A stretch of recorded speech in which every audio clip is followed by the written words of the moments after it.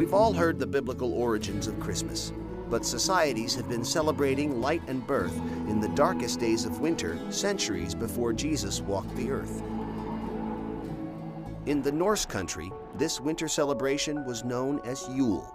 Around December 21st, the winter solstice, fathers and sons dragged evergreens indoors as reminders of life and set logs on fire as a promise of good fortune.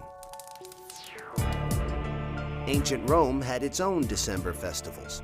1 week before the winter solstice, Romans began celebrating Saturnalia, an orgy of food and drink in honor of Saturn, the god of agriculture.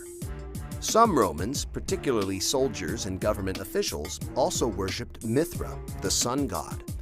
It is believed that to this small but powerful sect, the birthday of Mithra, December 25th, was the holiest day of the year.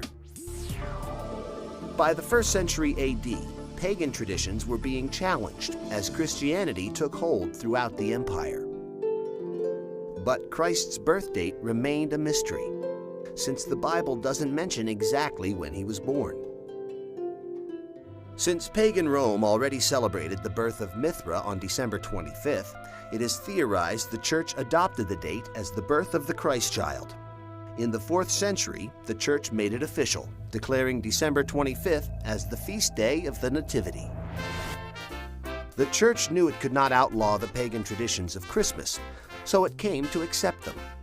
The evergreens traditionally brought indoors were decorated with apples, symbolizing the Garden of Eden. These apples would eventually become Christmas ornaments. The story of Santa Claus also begins in the 4th century with the death of Nicholas, a beloved Turkish bishop. The anniversary of his death became known as St. Nicholas Day. On December 6th, good children woke to gifts from the kindly saint. Bad children sulked away with nothing.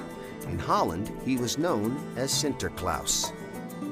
1,500 years later in America, a seminary professor named Clement Clark Moore reimagined the legend of St. Nicholas. In 1822, Moore wrote a poem called The Night Before Christmas about a good-natured saint named Santa Claus, who was pulled by a group of reindeer and came down the chimney on Christmas Eve.